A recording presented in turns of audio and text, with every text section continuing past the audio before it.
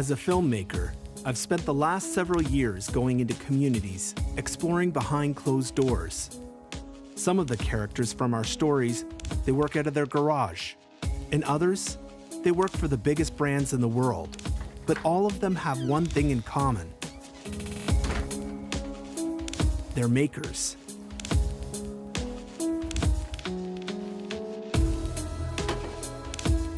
They're pushing back the edge of what's possible. They make the things that we touch, and that touch us every day. Now, when I look at an object, I think about how it's made, and perhaps more importantly, who made it. And while every story has been unique, and every inventor has left a mark on my life, this story took on a life of its own. A journey from the forest to the stage.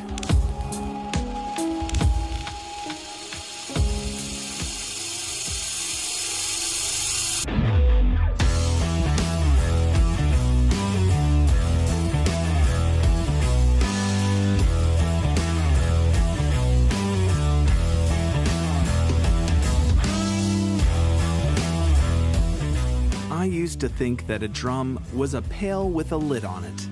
Hit it hard with a good sense of rhythm and boom, just like that, you're a drummer.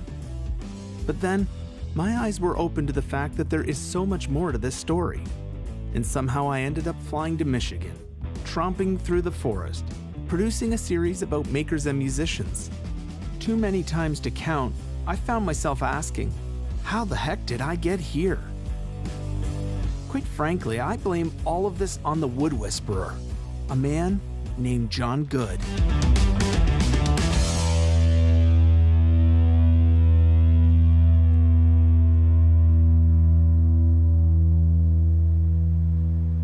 You know, I thought I was going to be a drummer, and I had some bad skills, but I still wanted to play rock and roll, doggone it. And I looked in the phone book, and there was this new little place that had opened up, just a little tiny fine print. It said Drum Workshop. So I went down to this little office. It was about 400 square feet, and met Don Lombardi, incredibly clever. And he had designed a canister seat that fit inside of itself. In other words, 2 cylinders. So it was adjustable, and you could take and put your hardware in there in the seat top, and that was the thing you sat on at the gig. He'd give me specific things to work on. Go away for a week, John, and come back and, you know, play on this practice pad. And I said, practice pad? I want to play rock and roll. And he didn't get it the first week, so that's okay. It happens when you're teaching. Didn't get it quite the second week. The third week, I said, don't you see it's like this? And he said, but I want to do it like this. I'm like, well, why are you taking lessons from me if you want to do it your way? I'm supposed to be the one teaching you. After a period of time, he literally said, John, you know, I've had 300 successful, fantastic students that have gone on to recording careers, touring, television, Broadway, and you're not going to be one of those guys. So. And that's when he said, well, what do we do next? And I said, well, why don't you start helping me make these canister seats, because I can't make enough of them myself. And boom, we started manufacturing together.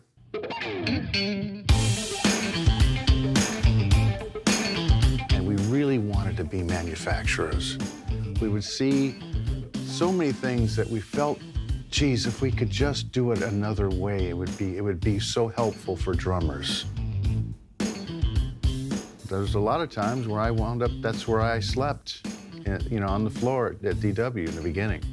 And there was, you know, no real money involved. You know, it was like really, you know, we just had enough to get a taco to get us through the day, and there was like just, it was kind of desperate. We took a bass drum pedal, and I think we really elevated the ease of playing, and one innovation spawns another. Don Lombardi and I would sit in a room, and we'd put a cymbal stand right there on a table and stare at it. We're not leaving this room till we fix what's wrong with this thing.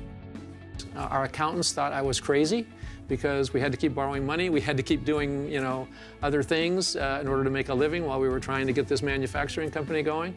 But there was no doubt in my mind, if we kept doing it long enough, we would have enough people who would be involved in making us also financially successful. We made a drum set that we really felt was a big step in the right direction, and we went to the NAMM show with it. And we'd gotten this guy, Tommy Lee, to sit down and play this kit.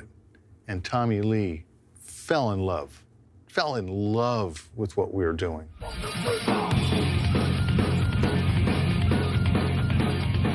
And so we made our little catalog with him. I had Larry London and some of these great drummers. The second day of the NAMM show, Chris Lombardi came to his father, Don, and said, I think we got a problem. And I'm thinking, oh no, nobody cares for what we do. He says, no, you don't get it. We just sold 90 drum sets, which we promptly took a year to make. But there was an acceptance, there was a need, there was a niche. Max, I noticed that you got a new drum kit today. I have a brand new drum set. Hit a drum for us. Show us what it sounds like. I had been invited to join John and Don on a wood hunt in Escanaba, Michigan. One of the first things that stood out to me about John was the fact that he knew how to tell a story, and I liked that. I was looking forward to spending some time with him. His roster of DW artists was full of household names, with some of the biggest acts in the music industry. And while I didn't know where the UP was, or what exactly a wood hunt was, I did know that John and his buddy Don were pretty excited about it. I made probably about, I don't want to say, 200 drum sets out of that. Well, John's probably been on, I don't know, 15 wood hunts. He always, anytime he gets to Michigan, he wants to go on a wood hunt. So we get in the truck, we barrel down through the mud roads, and he gets his boots on, we get out, and we start looking at logs. Equipment's up here. There's hard hats back there too, guys.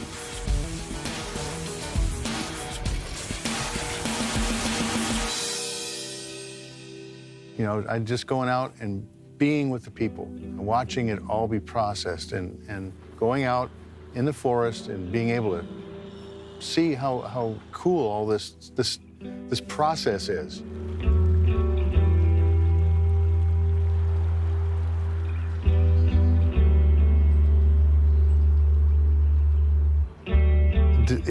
To be honest with you, I'd do it every day of my life if I could.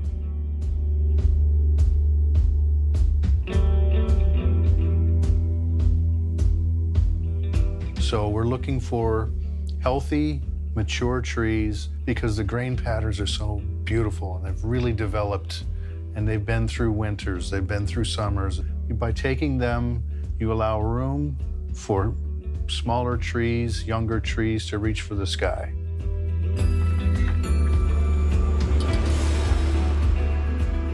It's called a basal limit. That's leaving enough canopy to not burn the other trees, hurt the other trees.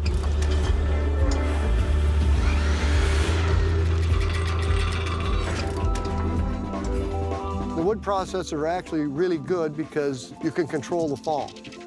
So when they're cutting a tree down, instead of, it's going the other way, they got a machine that say, okay, we're gonna sit it right here so we aren't hurting any of the other trees.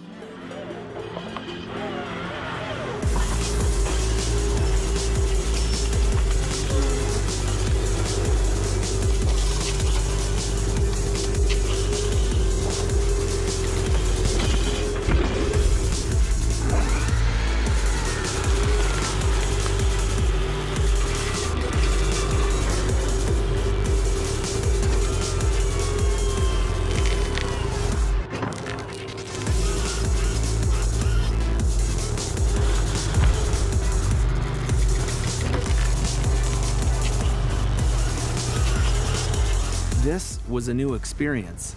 Most of the stories I've ever told involve the crafting of metal. You order the material, you design your product, and then you build it. This was totally different. Walking this journey with John from harvesting a living organic tree with the expectation that it would eventually become a living, breathing instrument in the hands of a musician. The journey from the forest to the stage. We want to be good land stewards to the forest. We've managed this forest probably for the last 30 years. And if you look at what we're cutting out of the forest right now, it's actually probably a better grade log than it was 30 years ago.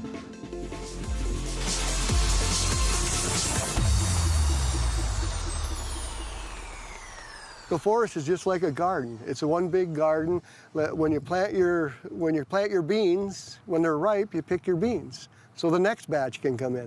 It's the same thing with the forest. It's a big garden that you take some of the ripe ones or the ones that are the bad ones that aren't going to be anything either, to give them other trees that are really going to be something a chance to grow up and be healthier.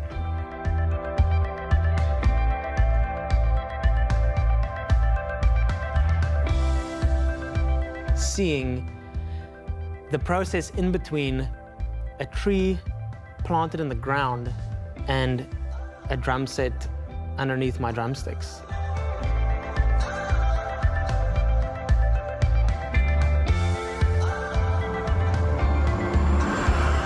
And there's this chasm in between where it's this refined, incredibly well-engineered, detailed, pristine instrument.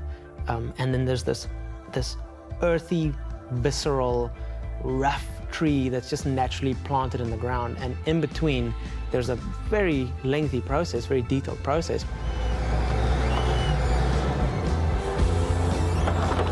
It struck me as we walked between the pile of logs. Here's John, one of the top dogs in his company, the head honcho, and yet he's stomping through the forest with his hard hat on. Though he's been doing this for years, he's just as much a part of this process as ever. As a leader, there are some things that must be delegated, but for John, the hunt for wood is not one of them.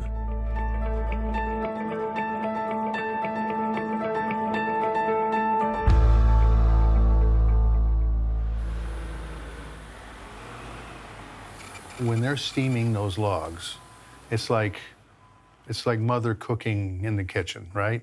And it's got to be just to a certain softness. It's got to be just right texture, and it's got to be able to be turned from that standpoint as opposed to a fresh log. But what degree of time, what temperatures, you know, all those things factor in.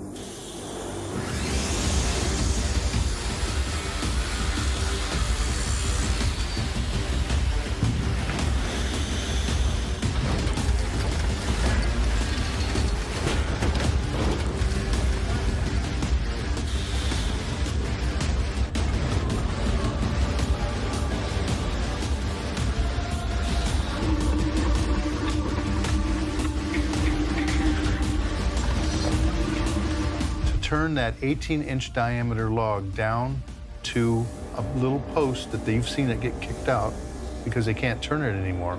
What length of time do you think that takes? Now, the average person will say, I don't know, maybe an hour, 2 hours.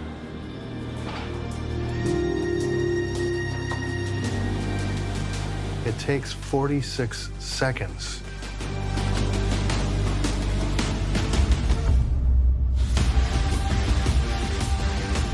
It's exciting to see how precise that cut can be at that speed. If you're into something and you're passionate about something, it doesn't turn off. There's no off switch. He's dedicated and that's his thing, you know? He's passionate, he has to do it, so it doesn't stop. John is like obsessed to the same level as an artist would be about the music. He's obsessed with the sound of the drums. Maple, and all kinds of maple. Cherry. Cherry sounds so different than maple. Birch, which is a wild, crazy, the stuff that nobody else wants, I like. And so that, you know, gives timber products folks here a place to, like, an outlet for that kind of thing. Because some other, you know, architectural people might not like what I like. I like crazy stuff.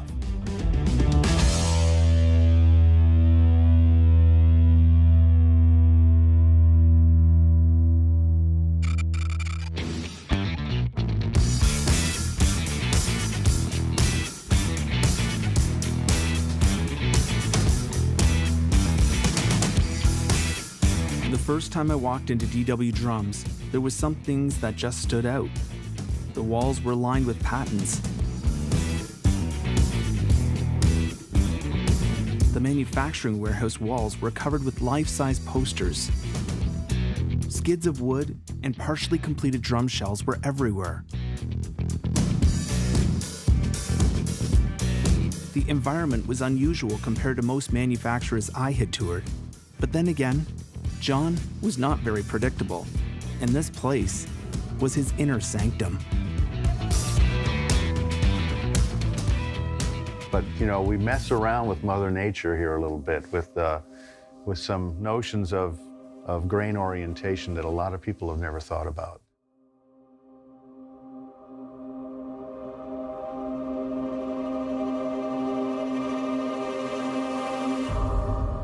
I always thought that just a thicker shell was a higher pitch and a thinner shell was a lower pitch. Very much like cymbals on a drum set. A thick cymbal has more mass, it'll be higher pitched. A thinner cymbal has less mass, it'll be lower. So that's all I knew about was thick and thin.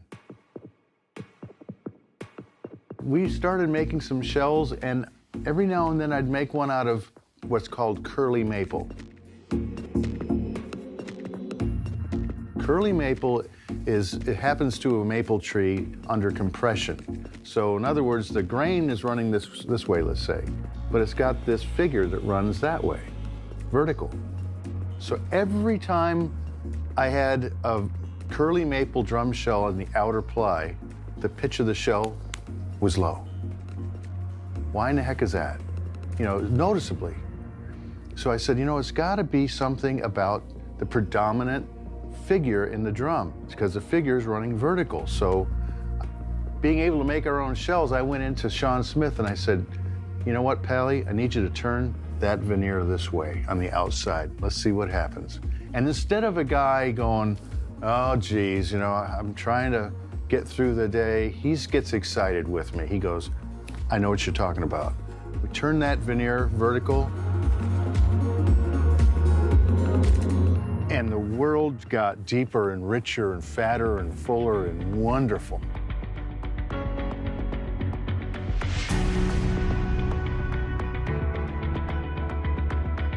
And then Sean proved to me that he had this incredible talent of having a great eye for putting woods together to create patterns and art. That's his forte. We started going, well, what happens if we do this? You know, and spin it, and, you know, make it on a 45. Then all these different drum shells started to happen. I mean, you want to talk about an aha moment in manufacturing.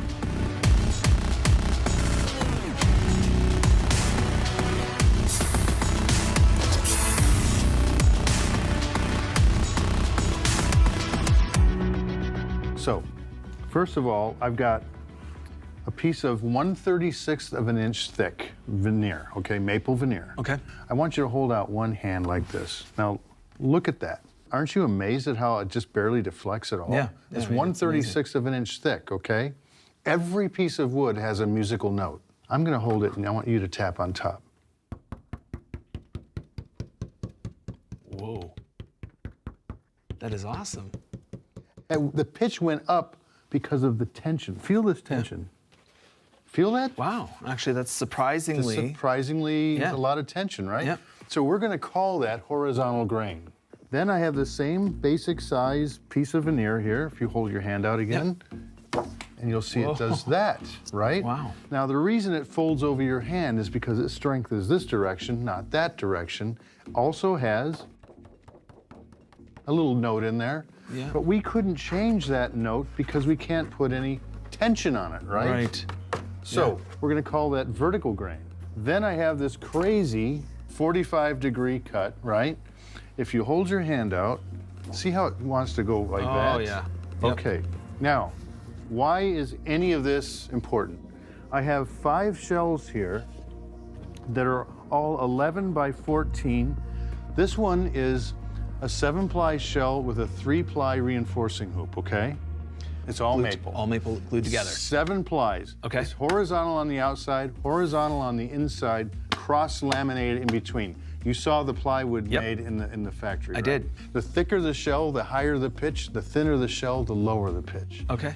Would it shock you to know at this point I have no idea where we're going with this? Well, okay, you will in a second. Because there's all these. All this different things, but Variables. that's the beauty of drum shell making and manufacturing and being able to control all those variables yourself. The first shell sounds like this. Listen to me. Right? Then we have the second shell that you predicted would go down, and you were right. Then the third shell is thicker, so it should go up, but it's much lower. Feel that? Because this is the vertical grain. Yeah. Man. And then we have the X shell, which sounds like this. Down It's and much, that much is- lower. that is unreal. And then we have the VLX shell, which goes. And so it Seven. truly is just the Just combination of grains, the grain and the way it's running. orientations. Yeah. Yep. It's amazing, isn't it? That is amazing. So if you can just imagine what we can do with whatever it is you want to hear, it should be captured in one of these shells or a combination of these shells in a Right. drum set. So you truly can. I mean, it's not just about, oh, I'm making a custom decal or a visual for an artist. It's truly, there's tonal conversations you're having with an artist about needs that they maybe have for the type of band they play in, the type of industry Precisely. that they're playing in. do you have to play in a jazz band with a higher timbre and people traditionally tune higher? Or are you in a heavy metal band and so you want those X shells to sound bombastic and huge? What about stadium versus in a studio? I mean, do you ever build for that? Absolutely, yeah.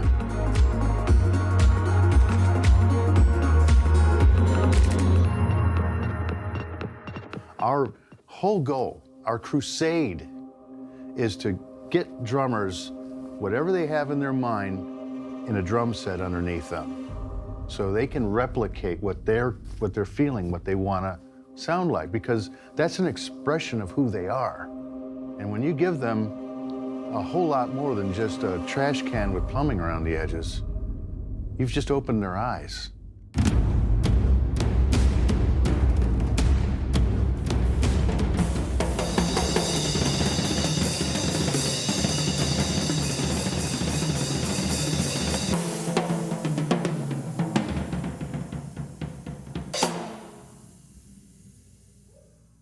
At this point, we had filmed with so many drummers it was hard to keep track.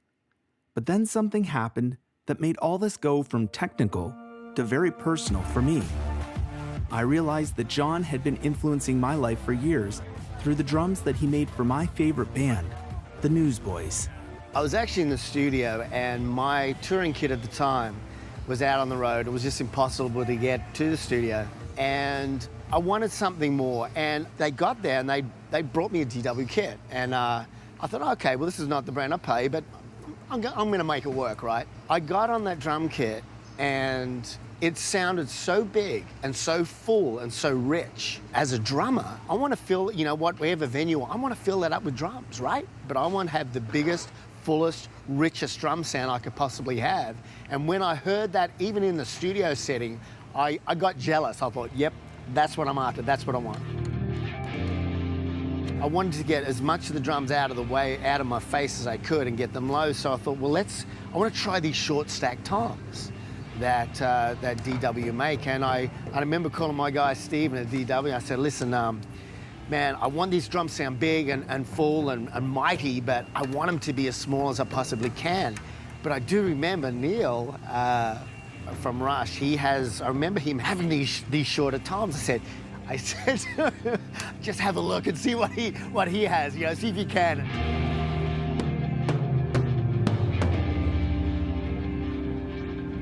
Nice.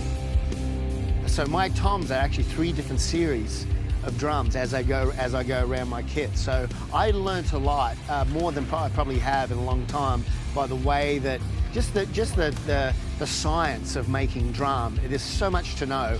And even though I've been playing drums for a little while, I feel like a rank amateur, but you hear it.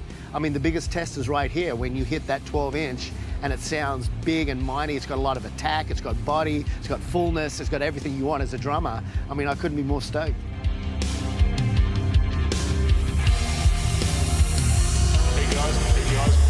we're in go for the show.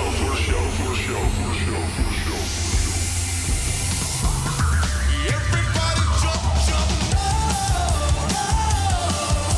I will make you fish as a man.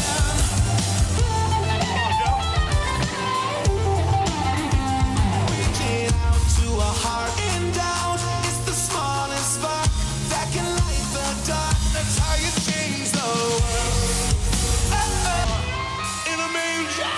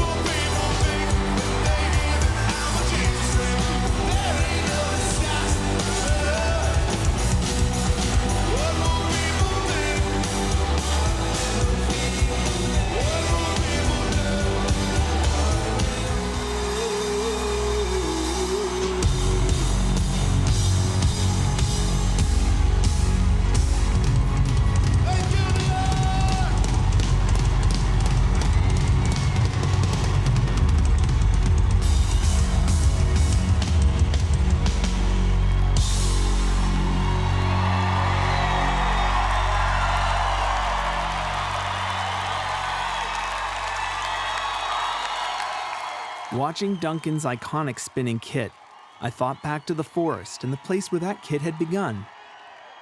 Backstage after the show, Duncan confessed he had never witnessed the transformation of a tree into the instrument that he plays on stage. We agreed that a trip to the DW factory was worth making. Built around kick and snap. I mean, it's all built around that. Exactly. Which would be a great, you could do a whole lesson just on where that is, yeah. Absolutely. This factory tour started to give me a new understanding. There's a circular relationship between the makers and the musicians. The drummers want to evolve and advance their skills, which pushes John and the DW team to invent and innovate the instrument. This synergy drives them all towards excellence. Now, don't forget, there's no manual that tells you how to make a round cylinder plywood.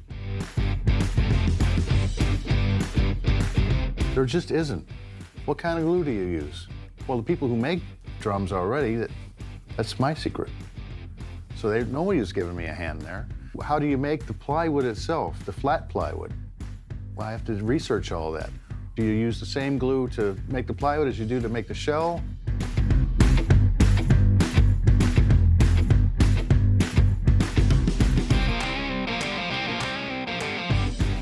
What temperature does it have to be at? How much pressure do you need? All those things was just R&D, R&D, R&D. We've had to figure this all out on our own. And approximately 10, 15 years ago, Rich came in and really helped me streamline and figure out a lot of the issues that we were having. Being a drummer, I tend to focus on things that really frustrate me and fix those and try to get some feedback and then kind of expand from there. I'll start out with maybe just some hand sketching, get the point across to our CAD designer. He'll make sense of it for the machine shop, take it to the machinist, get his feedback on it. Normally, we'll go to the 3D printer, get it printed, and then once we've really fine-tuned the design, we'll have the machinist actually make a prototype here in-house.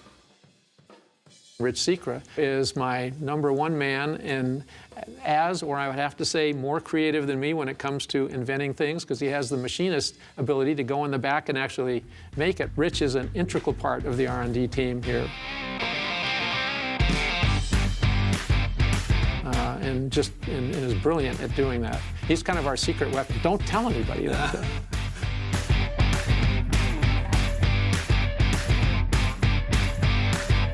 When the engineer who designs the product works close to where the product is made, that engineer is more free to make the product better. Oftentimes, he can have a design idea and realize that idea just by walking out to production, just by talking to the production staff.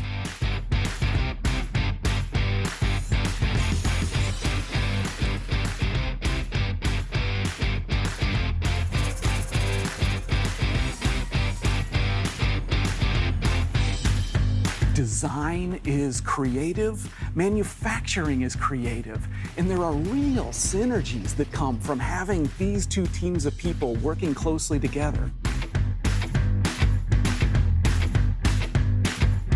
Yeah, nice to meet you, man. Yeah, what a fun gig you got. Yeah. Just playing drums all day. That's all he does. I'm sure that's all he does. Yeah. CNC operation is something that I were very interested in, not only in the world of metals and, you know, aluminum parts, etc., but the CNC that we've had built from the ground up and had a designer stand there right in front of me and say, what do you want this baby to do? And I said, well, what can we do? He says, John, I'm asking you, if you can dream it, I can build it. And he did.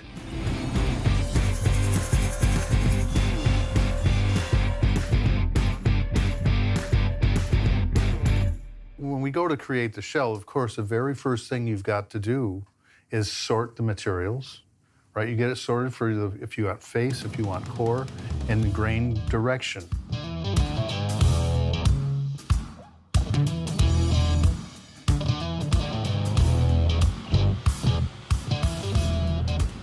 The very first machine in the shop is a guillotine. And what we do there is we cut all the veneer to the lengths in order to make them into plywood.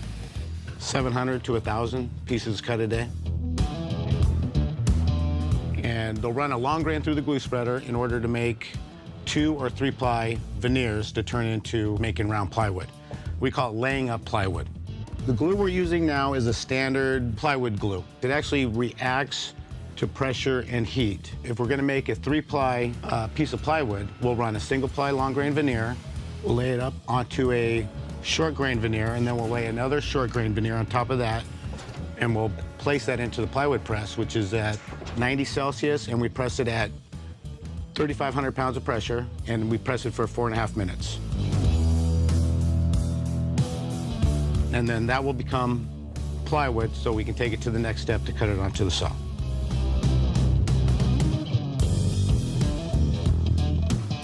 Every drum shell that we make is a different dimension. It could be the same diameter drum, a 10-inch tom, 12-inch tom, but the measurements can be different depending on the species of what we are making.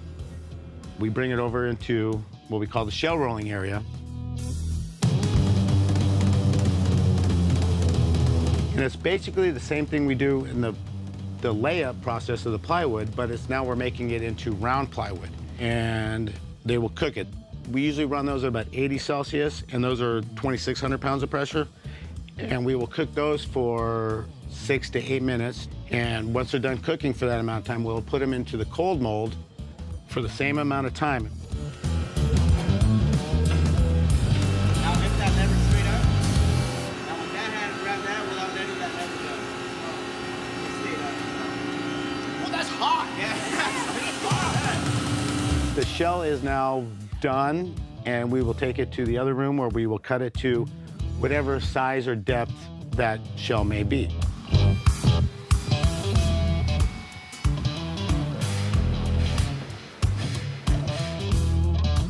Those guys sanding with 1,500 grit paper, sanding that shell just before they put it into the polishing process, if they were to lean too hard or go through that clear, we have to sand it down and start all over again. I mean, these guys are good. The human part of all this is very, very important.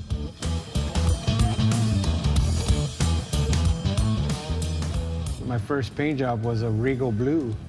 Overall, it was a really hot kit. And I say that was one of my first kits. That's one of my first kits that John ever knew I painted. He kind of stopped me and says, no, you're not painting my drums, because he didn't know who I was. He goes, have you ever painted drums before? And I go, no, I haven't, just here.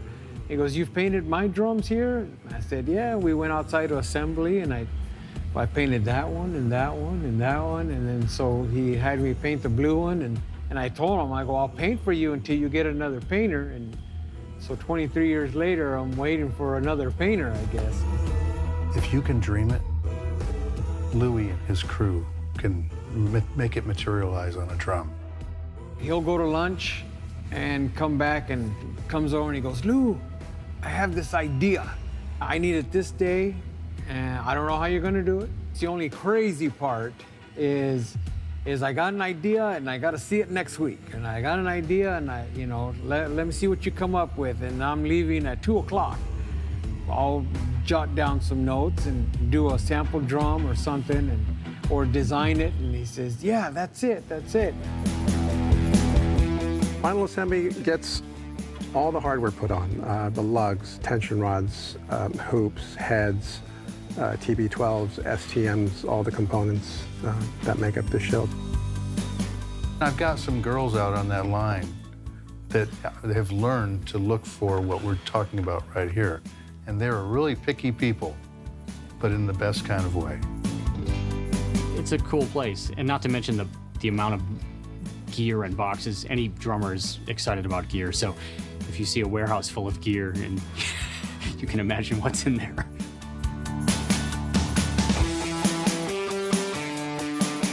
And so when I came here for the first time, I saw the factory, met John Good, saw how they made the drums, hang out with Don, heard the story. It's surreal, to say the least, and especially now being a DW artist, like, I just keep thinking, I wish I could tell this to 16-year-old Quibus because he would lose his shizzle, because that is the craziest thing imaginable.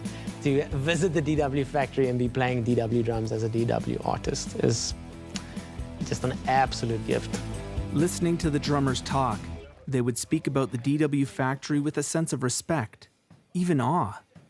The artistry and the talent from both the maker and the musician made me want to pick up the sticks and play the drums myself. Or maybe better yet, give my resume to John. Now that was fun. Dude, so much fun, man. Oh my gosh. Oh, that was fun. Let's move over to the couch. Let's do it. Take a breather.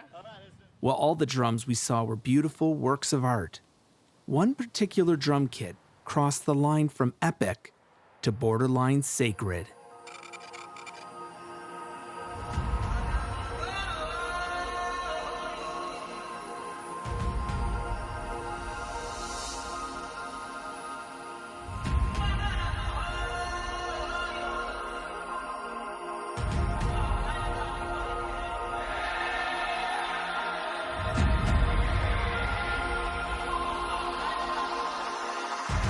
There's a river in Romania.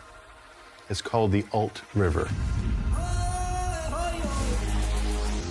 And it starts in the center of Romania, goes down to the Danube, dumps into the Danube, which carries it out to the Black Sea. It twists and turns like this through the country, and it's fed by the Carpathian Mountains. It's fantastic to see. And they were dredging part of this, the earlier part of the river, so you could get travel, boat travel, what have you. And so they're widening things, and boom, they hit something. And they hit a treasure.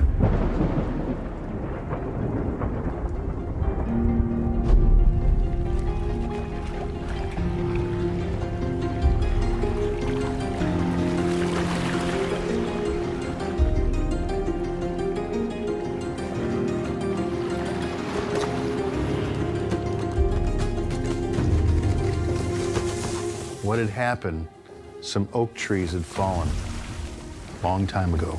Not cut down, just fallen. And they were embedded in the silt in the riverbanks. And they were void of sunshine, oxygen, they were in a static state for a long time.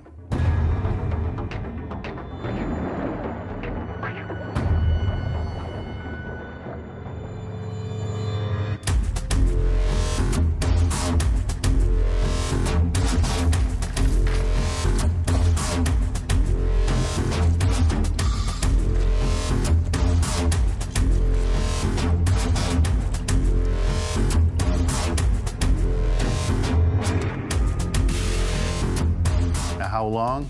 Well, once they pulled some of these logs out, they realized that they were bog oaks. And they did a carbon test. These are 1,500 years old, and they are gorgeous. They are just spooky, dark with silt. It's like, it's oak, so it's got broad grain patterns, etc. And they got on the phone and called me. And they just said, hey, are you interested? And I said, yeah, I'm interested. So I got enough to build one kit. And I built this kit. Every single ply is bog oak.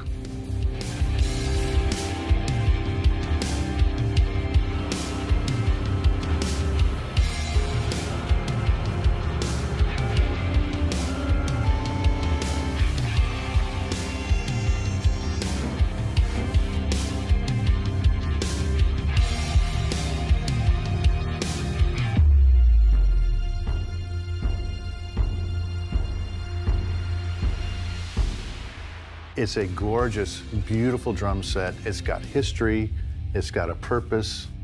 Sometimes you get something inside your head that you know you love, and you hope that other people love it too. But you know, you can be totally biased by this thing. So I really wanted to deliver a gift, if you will, to the industry of something really special.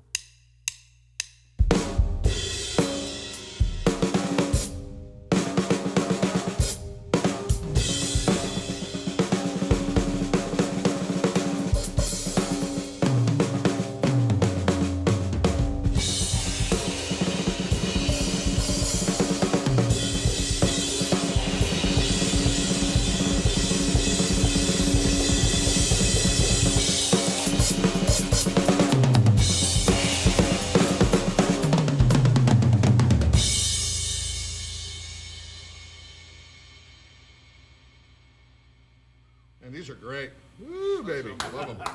Thank you very much. Thank you so much, brother. Thank you. You like them?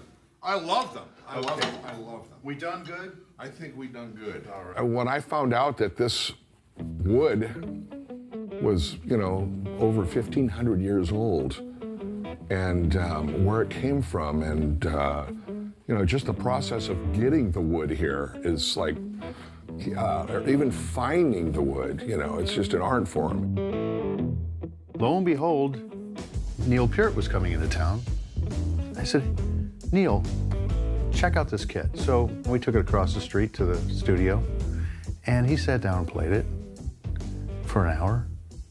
And I went out to get a cup of coffee. He came back, he was still playing for 2 hours. I finally went home after 3 hours, and he wrote me that night this just eloquent letter about how this drum set moved him. As a musician, as a drummer, as a person who appreciates resonance.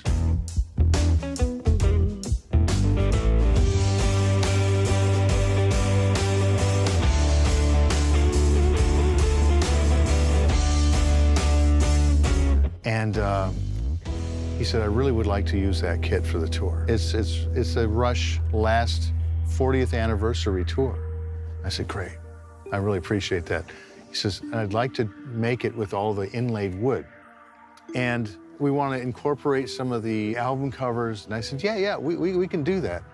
I got to probably make black dyed pear for the outer because it won't laser very well with this oak. And Don goes, and we should have it at the NAMM show. Well, the NAMM show is January 19th or 16th or something like that. This was December 7th. I hadn't designed it. I hadn't really secured all the wood. And I went, and then Neil said, you can do that? Great. That's a deal. That'll be fantastic. I'm all into it. I panicked and everyone's high-fiving each other except me because I'm like dying 1,000 deaths.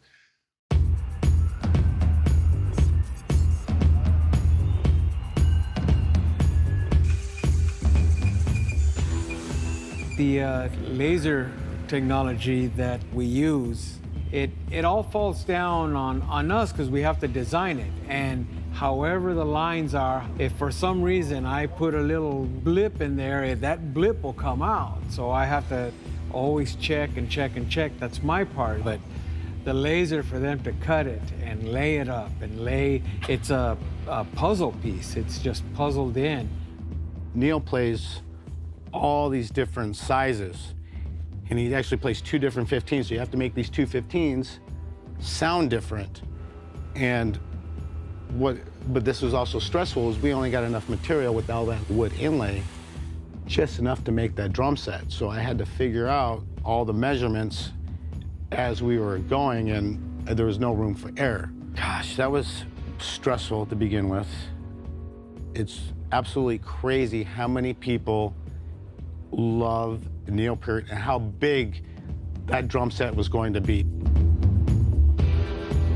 As a drummer, of course, I love hundreds, if not thousands of drummers. But I have to say one of my favorite all-time drummers is Neil Peart of Rush. I am a true die-hard Rush fan. I've seen every Rush tour from 1980, Permanent Waves, to present. And in fact, when the band comes to town a couple of times in a year, I'll go twice to see them. Seeing Rush at Fiddler's Green on June 22nd, 1990 on the Presto Tour. And that sealed the deal. And I said, all right, I'm playing drums for the rest of my life. Rush is Tom Sawyer, man.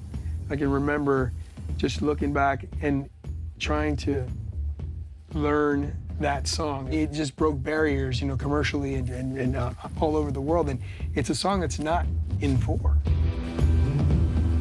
Tom Sawyer, I think it's everybody's favorite Rush song. You know, I play that just great on the steering wheel of my car. That I taught myself how to play drums using other videos on the internet. So I saw my favorite drummers, of which Neil is one, obviously, play drums online, and it inspired my playing hugely. There are only 3 members in the band, and they produce this huge sound, enormous sound. I also like that the drummer gets an additional spotlight, of course, because he's the principal lyricist for the band.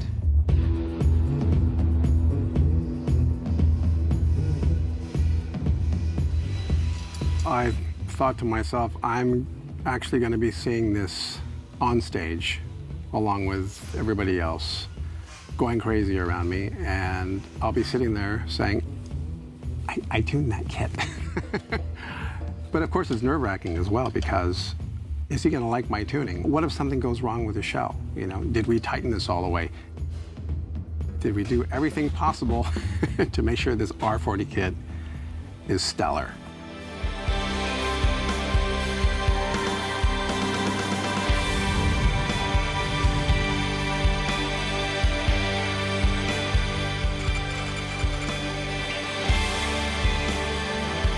We got that kit done in time. It's a real work of art.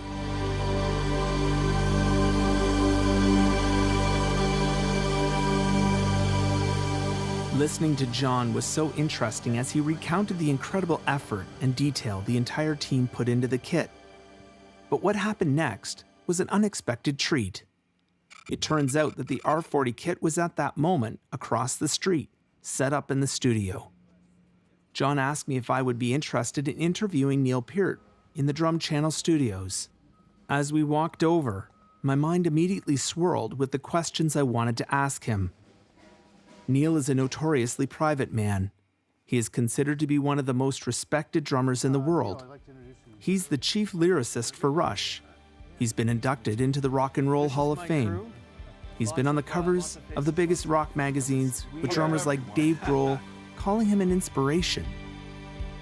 As I contemplated all this, I realized that all I really wanted to hear from Neil was what drew him to the Bog Oak and why he loved this drum kit so much.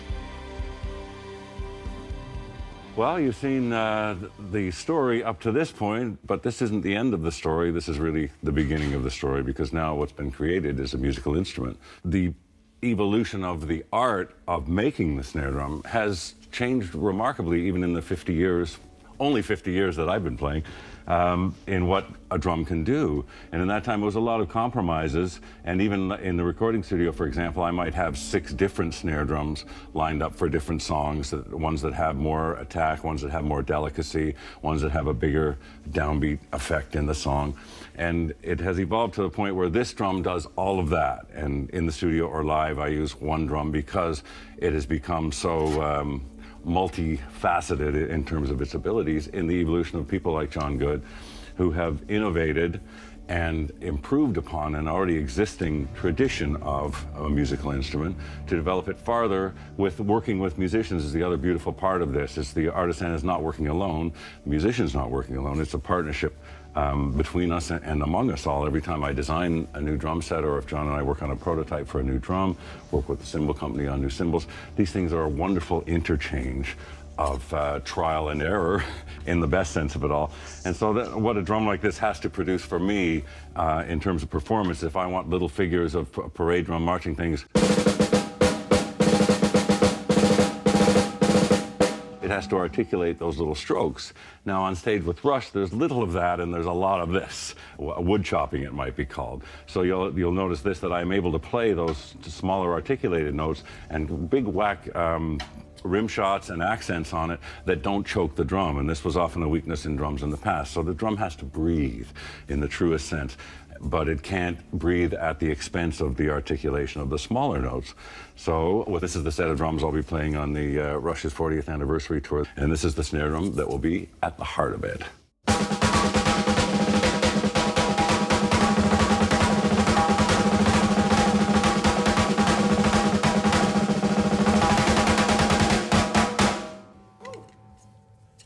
So the 1,500 years, I mean, I've been trying to place back where we would have been in history at that point. Have you thought about that? I did. I've started putting together a timeline because, again, this, as a storyteller and a story writer, this is an irresistible stretch of history. So yeah, Truly. I just started looking up timelines, and in the year 500, Europe was like ruled by the Visigoths and the Vandals and Ostrogoths and the Franks and the Gauls, and the legend of King Arthur is thought to have started at that time. So when you start, there isn't a lot known, of course, and remarkable, British history, as well documented as it is now, was not at that time. Absolutely. And Romanian history perhaps even more so. But the geographic sense of it too, this river Alt flowing down into the Carpathians. Absolutely. And into the Black Sea. I think it exits the Black Sea or the Caspian? I think it's the Black. Yeah, I think it's the Black Sea. So going through that historic, ancient part of the country, and if you look at those oak trees when they're standing, and imagine this gigantic tree, and sometime around the year 500, it went into the river and got buried in silt and sat there through all these centuries. And just think of Romania, the turmoil it's been through, for the Nazi era and the communist era. Today, even in modern through to times. today, absolutely. It's just a fantastic piece of history and a fantastic story. So that's why I was drawn to it as much from that point of view. Absolutely. But of course, the proof is in the playing. And John made a couple of prototype shells for me just to try one day a few months ago. And as soon as I played it, the difference is not subtle. That's the remarkable thing. If the essence of drums is resonance, especially in the tom-toms and the darker sounding drums, resonance is what they're all about. You get the attack when you hit them, and the beautiful note that is their voice. And the difference is not subtle. That oak, of course, became so solid and so hard to work with. I'm sure John would have told you that it developed a character that's supernatural. Yeah, they call it 1,500 years in the making. I call it monster from the deep. And I would venture to say that over time, all of the changes wrought in that would just make it a denser hardwood, because the difference is not of a difference of nature, it's just a difference of degree. So the tonality that I would expect and love from any good set of drums is enhanced in this, and the note is deeper and richer. Wow. We don't often look at an object with the thought of the people behind the object. And that's what gives me great joy, is talking about a guy like John Good, but it's much more than just John. It's Louis, there's so many people that touch this. What could be more transcendent than a musical instrument, right? It's something that expresses from the soul of humanity. And you mentioned the artisans here. My dad came a couple of times and did the tour of the factory with me, and later just said, it's so wonderful to see people so enthusiastic about their work. Absolutely. Because it's not just work, it's an expression of their spirit too. Yes. Especially when you look at an artist like Louis, since you mentioned him. I've worked with him on a number of drum kits over the year, and just his enthusiasm and passion for it, and his humanity, and that we both feel for each other, is a big part of it too. You know, the friendship of coming to work in a place like Drum Workshop every day is different from doing something that you don't transcend.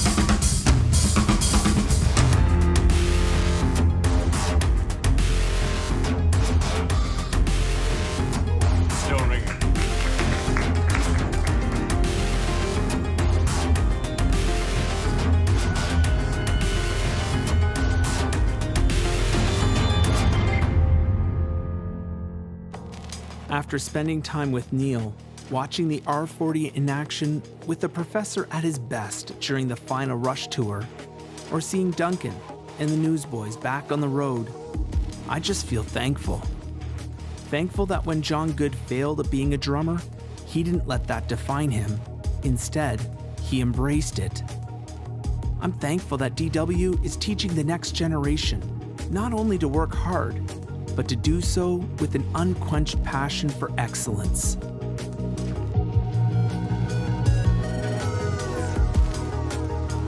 I'm inspired because when John or Don asks for the moon and needs it by the end of the day, the DW team doesn't freak out. They zone in. They use the pressure to fuel them on as they make history. Following your dream and your passion at whatever you're doing, and it all is going to come down to creating or making something in your mind, if you're a writer, with your hands, if you're a craftsman, playing music, if you're a musician, making drums, if you're a manufacturer, whatever your dream might be, whatever you feel that you really are getting something back from is what's going to give something to somebody else, which will just give more back to you. There's a lot of opportunities to create, to make, to be. It's about what can I do, what fires me up, what inspires my authentic self. And maybe it's not being the drummer. Maybe it's being the drum tech. How cool is that? It's not about being a rock star. It's not about being famous. It's not about being the cover of a drum magazine or a music magazine or Rolling Stone. If it comes, that's great. But if it comes to me out of me doing what I do, then it makes sense. But if I'm going after that, then I'm going to miss all the rewards of the job that you do. You know, the drums that you make, the films that you create, the ball that you throw, the pipe that you fix. I fixed that guy's pipe good. He's probably going to call another guy to have me fix his pipe. It's that simple. What do you consider to be success? You know, is it a doctor or a lawyer? Is it a man who wants to work with his hands? I mean, people who want to build things, people who want a career path to making things and making a difference in America, having a career in manufacturing, the joy of making things, making something from nothing, and being able to satisfy a need in whatever your industry is, the fulfillment you get from that is second to none.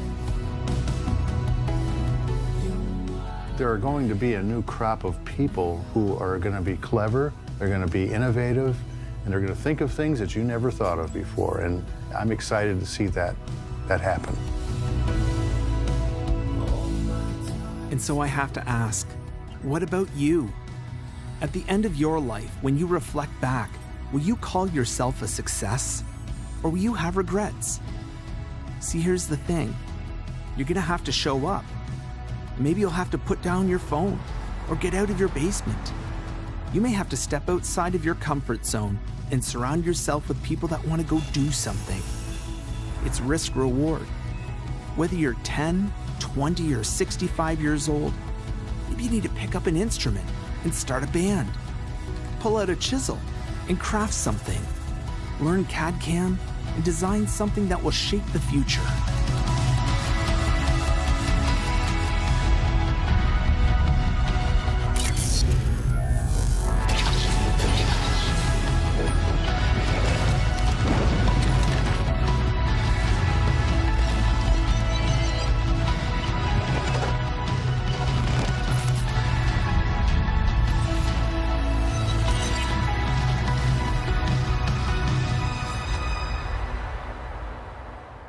As you dream and you create, you will eventually be able to look back and see that you have earned your spot among the other masters of resonance.